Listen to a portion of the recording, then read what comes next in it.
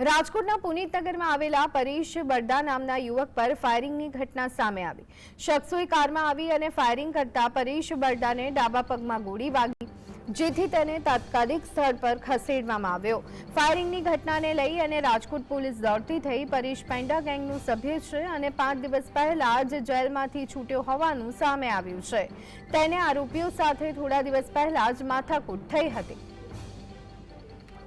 તો જંગલેશ્વર વિસ્તારના તોસીફ અને સાહિલ નામના વ્યક્તિનું ફાયરિંગ કારમાં આવી અને ફાયરિંગ કરતા પરેશ બરડાને ડાબા પગમાં ગોળી વાગી હોવાના સમાચાર સામે આવી રહ્યા છે। ગોળી વાગતા જ યુવકને સિવિલ હોસ્પિટલમાં સારવાર માટે ખસેડવામાં આવ્યો હતો। પરેશ પેંડા ગેંગનો સભ્ય હજુ 5 દિવસ પહેલા જેલમાંથી છૂટ્યો હોવાનું સામે આવ્યું છે।